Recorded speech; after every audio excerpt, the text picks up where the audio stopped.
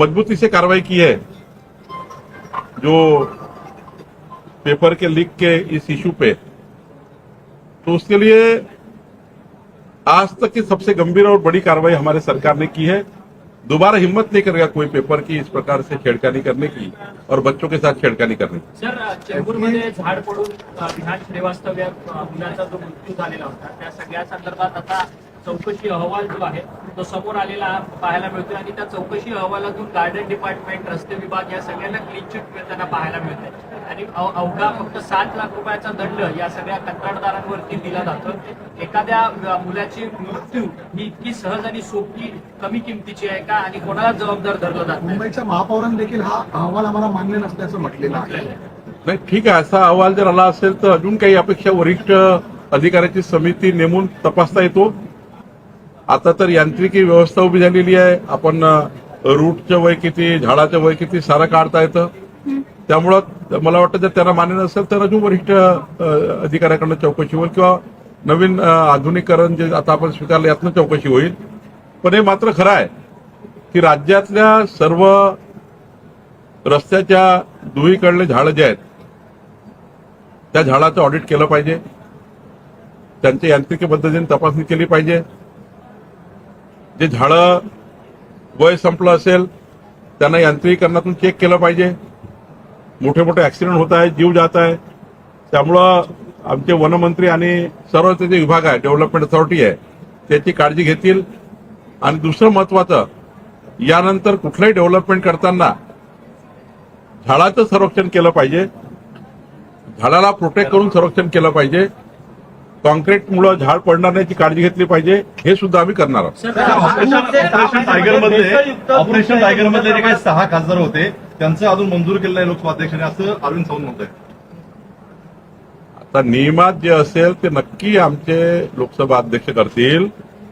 नियमाच्या बाहेर जाऊन कुठलंही काही होणार नाही। आणि एकनाथजी कधी किंवा त्यांचे जे काही पक्ष आहे हे कधी चुकीच्या पद्धतीनं कोणाचं नुकसान होईल असे कुठलंही ऑपरेशन करणार नाही। त्यांनी जे काही खासदार त्यांच्याकडे गेलेले आहेत ते विचारपूर्वक कायद्याचा अभ्यास करून गेले असतील, त्यामुळं कमी जास्त उशीर लागला असा निर्णय व्हायला लोकसभा अध्यक्षांचा। पण नियमाने जे काय व्हायचं ते होईल, नक्की होईल। कारण जे काही खासदार आले आहेत ते आपली काही राजकीय प्रतिष्ठा दावाला लावून थोडी आले आहेत, त्यामुळे त्यांना नियम माहिती आहे, त्यांना कायदे माहिती आहे, त्यामुळं कमी जास्त वेळेला ते मंजूर होत असतं।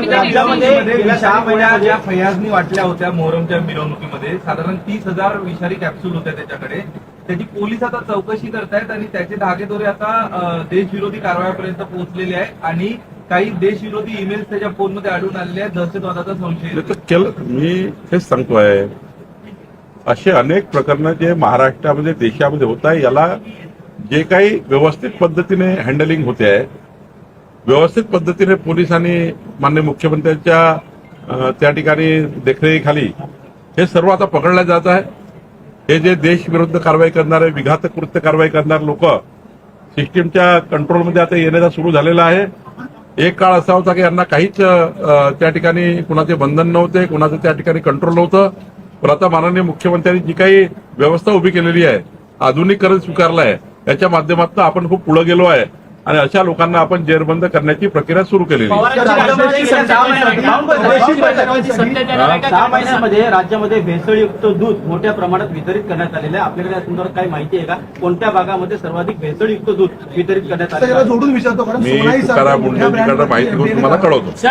मोठ्या ब्रँडवरती एफडीएने कारवाई केलेली आहे, कारण ज्या संस्थांवरती ही कारवाई झालेली आहे भेसळयुक्त दुधाची, त्यांचं दूध सोनाई दूध संघामध्ये जात असल्याचं समोर आलेलं आहे। मी खरं तर अशा कारवाई जोरात झाल्या पाहिजे जे या राज्याच्या गरीब लहान लहान मुलांच्या जीवाशी संबंध आहे। भेसळयुक्त दुधाचा संबंध लहान मुलांच्या जीवाशी आहे। त्यांचं किडनी, लिव्हर, हार्ट आरोग्य किती खराब होणार भेसळयुक्त दुधामुळे, याची काळजी याचं तरी काही वाटलं पाहिजे अशा कंपन्यांना। अशा कंपन्यांना तर कधी जिवंत ठेवूच नाही, यांना संपवलंच पाहिजे। भेसळयुक्त दूध विकून आयुष्याशी खेळणे, शरीराशी खेळणे, या पिढीशी खेळणे आहे लहान मुलांच्या। त्यामुळे मला असं वाटतं असे जे लोक आहेत या महाराष्ट्रामध्ये, खरं तर तुकाराम मुंढेंचं मी या बाबतीत अभिनंदन करेल की त्यांनी या ठिकाणी प्रचंड मोठं पाऊल उचललं आहे। जो सापडला, किती मोठा माणूस राहू दे, त्याच्यावर कडक कारवाई केली पाहिजे, त्याला सोडूच नाही अशा भूमिकेत आम्ही सर, शरद पवारांची राष्ट्रवादी पुन्हा सत्तेत येणार आहेत का, एनडीए बरोबर जाणार आहेत का, अशा सगळ्या चर्चा ज्या आहेत वारंवार गेल्या काही दिवसांपासून सुरू झालेल्या आहेत. जयंत पाटील जे त्यांच्या पक्षाचे नेते आहेत त्यांनी त्यांच्या आमदारांशी थेट संपर्क साधला. त्या सगळ्या आमदारांचं म्हणणं आहे की आपण एनडीए सोबत जाऊ, फक्त रोहित पवारांचा कुठेतरी या सगळ्याला विरोध आहे एनडीए सोबत. नाही, तुम्हाला जी माहिती आहे ती माझ्याकडे काही नाहीये. राहिला प्रश्न त्यांचं काय होणार, एक तर शरद पवार साहेबांना तुम्हाला भेटावं लागेल किंवा जयंत पाटील साहेबांना भेटावं लागेल. रोहित पवार आज मुंबईत असतील त्यांना भेटून घ्या. माझ्याकडे तर काही परंतु नाहीये. तुम्ही त्यांना सोबत घेणार आहेत का आल्यानंतर? जुहू चौपाटीच्या संदर्भातला प्रश्न होता. अरविंद मुंबईतलं महत्वाचं स्थान आहे. मोठ्या प्रमाणात परदेशी पर्यटक येतात, मात्र गेल्या आठवड्याभरापासून पाहतोय चौपाटीवरती प्रचंड प्लास्टिकचा कचरा जमा झालेला आहे. एकंदरीत मुंबईला आर्थिक राजधानी म्हणतोय, मात्र सर्वात महत्वाची चौपाटीच आता सगळ्यात प्रदूषित समोर येते. याबद्दल मी महापौर आणि कमिशनरची चर्चा करेन. सर, जिस तरीके से अरविंद सावंत इन्होंने कहा है कि जो 6 सांसद शिंदे गुट में शामिल हुए हैं उनका रजिस्ट्रेशन नहीं हुआ है, ओम बिरला भी उन्हें नहीं बचा सकते. मुझे विश्वास है कि 6 खासदार 6 मेंबर ऑफ पार्लियामेंट जो एकनाथ शिंदे के पास गए हुए हैं. एकनाथ शिंदे जी ने सब कायदे का सब कुछ निरीक्षण किया होगा. वो 6 मेंबर ऑफ पार्लियामेंट में भी कुछ निर्णय जो करते वक्त कुछ ना कुछ तो नियम का पालन किया होगा. अब लोकसभा अध्यक्ष जी ने आज ही क्यों नहीं किया, कल ही क्यों नहीं किया, कब करेंगे, ये तो मेरा अधिकार नहीं ना आपका अधिकार है. वो तो माननीय अध्यक्ष जी का अधिकार है, लोकसभा अध्यक्ष जी का अधिकार है.